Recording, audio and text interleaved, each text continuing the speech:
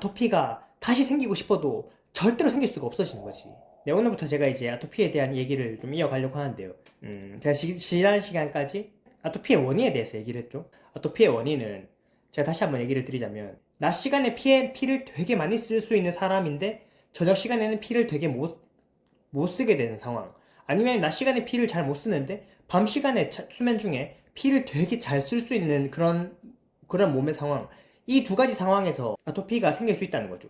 그 말을 이제 조금 풀어서 설명을 다시 하자면, 이 피를 많이 쓸 때 혈관이 많이 열릴 거 아니야. 피가 많이 나오니까. 피가 많이 나오니까 혈관을 되게 많이 쓰고, 광범위하게 혈관을 되게 많이 쓰게 되고, 근데 이게 만약에 낮 시간이라면, 낮 시간에 피를 되게 많이 써서 낮 시간에 혈관을 되게 많이 열어놨어. 근데 밤 시간에 피를 되게 못 쓰는 사람의 그 인체 상황이라면, 이 많이 열어놓은 혈관을 밤에는 적은 피로 감당을 해야 된단 말이지. 더 광범위한 이 혈관을 적은 피로 감당을 하려고 하다 보니까, 그러려면은 이 몸은 자연스럽게 이 열려있는 혈관들의 직경을 좁혀서 사용하려고 한단 말이죠. 최대한 효율을 높여야 되니까, 적은 피로 많이 감당을 해야 되니까, 우리가 물 호수 쏠 때도 이 광범위한 영역을 이렇게 다 물을 뿌리려면 앞을 막아서 그 입구를 좁혀서 압력을 높인단 말이죠. 마찬가지로 낮 시간에 이렇게 광범위하게 열려있던 혈관을 밤 시간에 적은 피로 감당을 하려고 하다 보면, 이 광범위하게 열려있는 혈관의 직경을 좁혀서 적은 피로 전체를 감당할 수 있게 만들어야 된단 말이죠. 그러다 보니까 직경을 좁히게 되고, 너무 좁히다 보니까 적혈구가 이 모세혈관을 원활히 지나가지 못할 만큼 혈관이 좁혀지게 되고, 적혈구가 지나가지 못하니까 몸은 또 이 혈관에 다시 혈관 확장제를 쏜단 말이죠. 그게 이제 히스타민이라거나 뭐 여러 가지 염증 물질로 알려진 그런 물질들이란 말이야. 그러다 보니까 가려움이 유발된다는 거죠. 그러니까 아토피의 근본적인 문제는 이 혈액의 양 차이에 있어. 제가 지난 시간에 아토피의 원인 얘기하면서 혈액이 잘 나온다, 덜 잘 나온다, 못 나온다 이런 식으로 얘기했는데, 혈액이 잘 나오는 이유가 혈액이 많으니까 잘 나오는 거고, 혈액이 적으니까 잘 못 나오는 거란 말이죠. 혈액이 잘 나왔다, 잘 들어가는 사람은 혈액의 양이 일정하게 많은 거야. 그래서 아토피라는 건 결국은 낮에 쓰는 피의 양과 밤에 쓰는 피의 양의 이 격차가 일정 수준 이상 벌어지면, 뭐 이쪽으로든 벌어지게 되면 가려움이 유발된다. 그 많은 양의 피를 쓸 때 혈관을 많이 열게 되니까, 적은 양의 피를 쓰게 될 때 이 많이 열려진 혈관을 감당하려면 어쩔 수 없이 혈관의 직경을 좁혀서 사용하게 되므로 그때 가려움이 유발된다, 이 말이죠. 이게 아토피의 근본적인 원인이야. 자, 그렇다면 아토피를 해결하려면 이 피의 볼륨의 이 밸런스를 맞춰야 된단 말이죠. 그 이론적으로는 뭐 어느 쪽이 더 높아서 아토피가 생겼든 간에, 이론적으로는 이 높아져 있는 피의 양을 줄이거나 이 낮아져 있는 피의 양을 높이거나 두 가지가 있어. 뭐 중간에 맞춰질 수 있지 않냐 이런 거 일단 배제하고 방향성을 따지고 있는 거니까, 일단 방향성 자체는 이걸 줄이는 방향과 이걸 높이는 방향 두 가지가 있단 말이죠.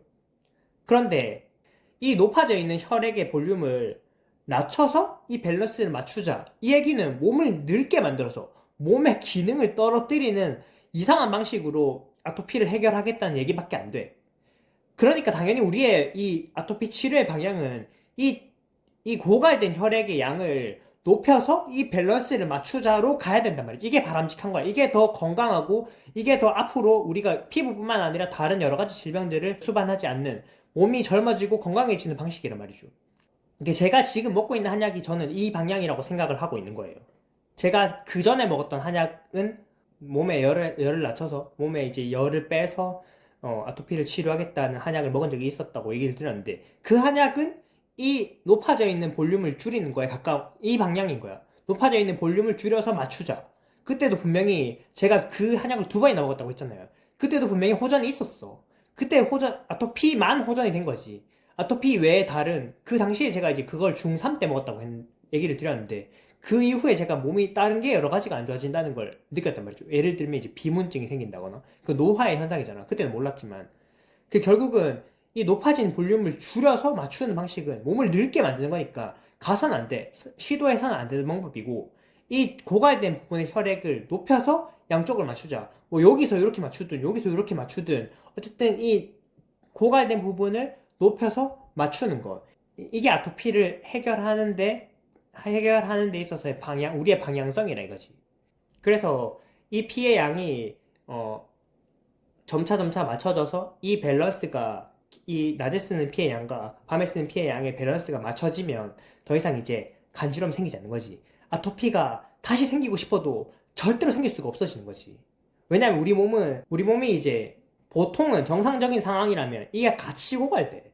같이 고갈이 되니까 몸이 늙을지언정 가려움이 막 생기지 않는 거지. 늙는다고 무조건 가려움이 생기진 않잖아요. 물론 어떤 일시적인 상황에서 가려움을 느끼는 그런 뭐 갱년기라거나 그런 시기가 있긴 하지만 그런 시기는 이게 흐트러지는 일정 인생 전체 사이클에 놓고 보면 한순간이고, 우리가 몸이 늙는다고 해서 아토피가 생기지 않는 이유가 몸이 늙을 때는 이게 같이 떨어진단 말이야.